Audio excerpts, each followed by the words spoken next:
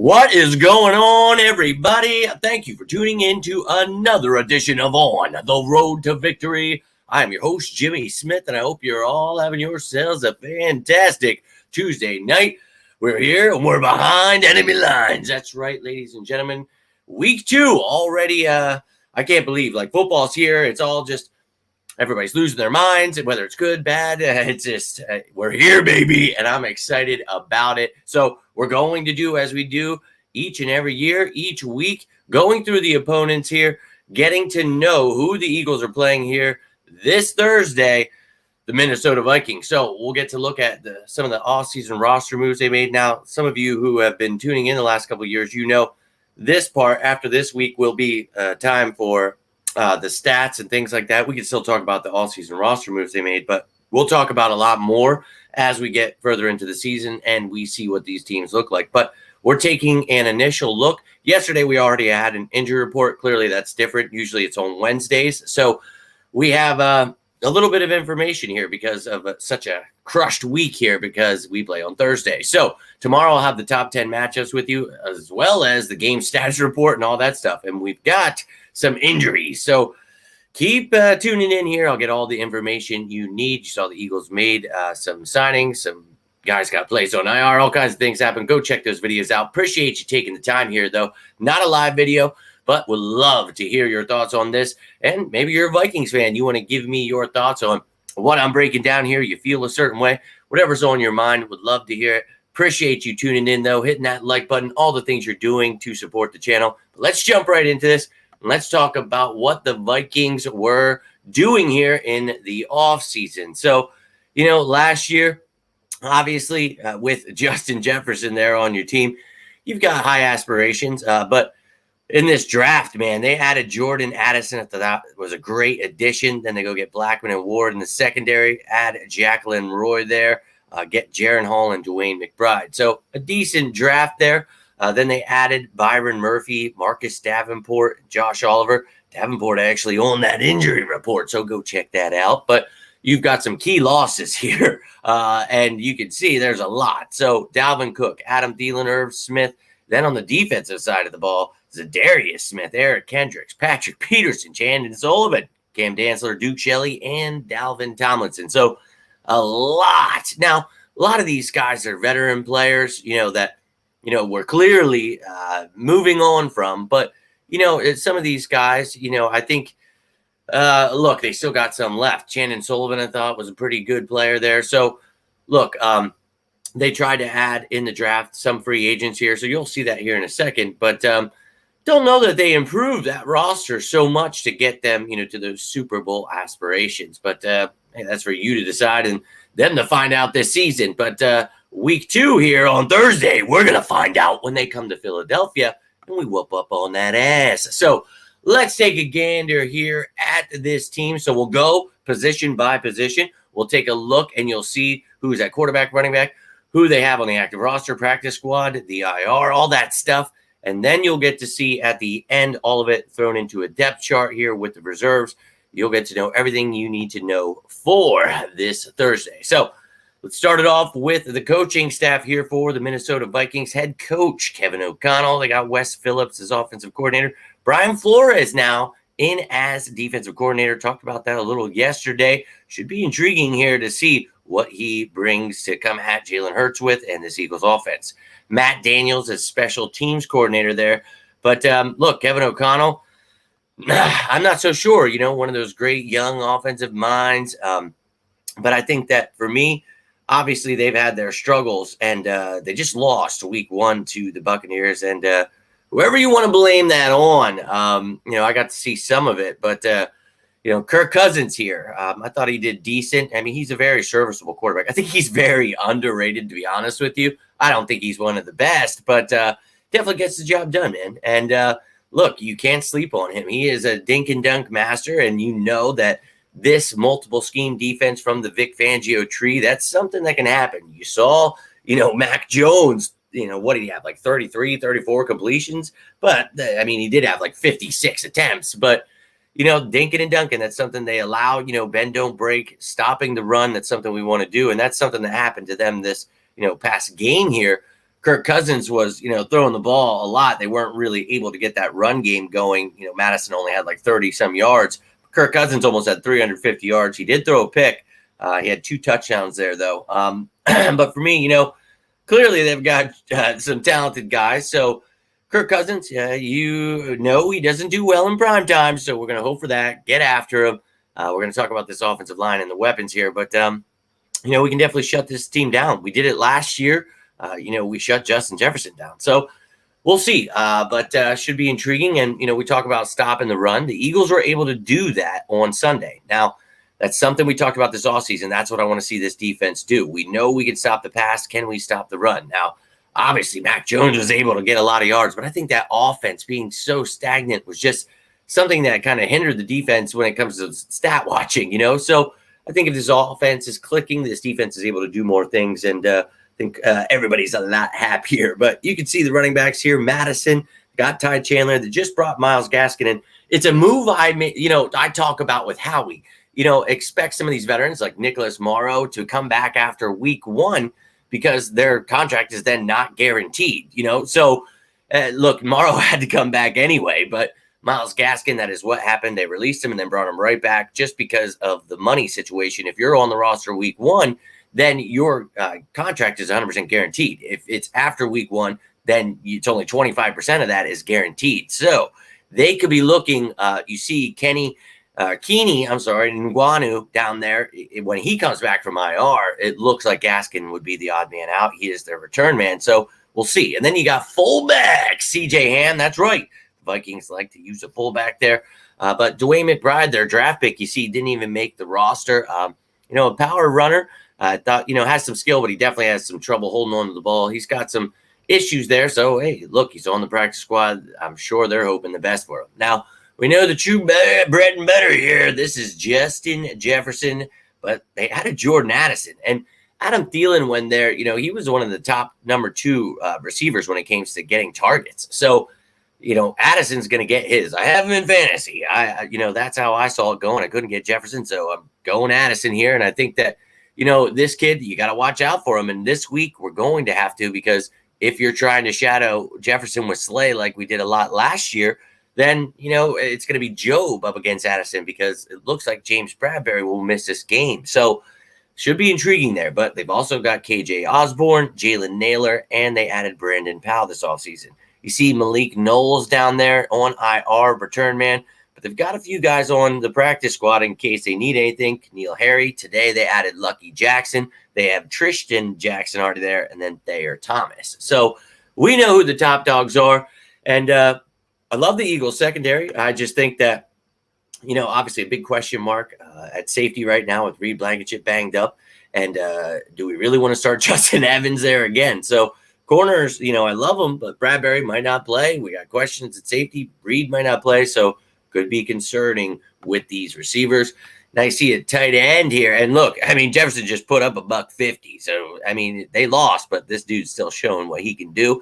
And, TJ Hawkinson, look, we know that with the linebackers banged up, the things going on, things could be very intriguing. And TJ Hawkinson is a beast. He had 8 catches, only 35 yards, but we know that the middle of the field, somewhere to attack for the Eagles right now, especially with the injuries. But look, I like Ellis coverage ability. Same with Nicholas Morrow. So if we got to use those guys, let's hope that they do their part. And the same with the safeties to try to shut down TJ Hawkinson. So we'll see what the Eagles decide to do there. Now on the offensive line, we've talked about this last couple of days now. Christian Darrisaw left on Sunday. So, he came back, but then Garrett Bradbury, he left. We'll see if these guys are ready to go. That's their left tackle and center. Got Cleveland, Ingram, and O'Neal. Then you've got some depth guys in Questenberry. Schlottman had to step in, Brandel, and Udoh there. You've got a couple practice squad guys. Tyrese Robinson, ex-Eagle, with Henry Bird, Hakeem Adeniji, and then Chris Reed is on the NFI list. So that is the offense for the Minnesota Vikings. Tell me how you're feeling about it. Can the Eagles defense shut them down?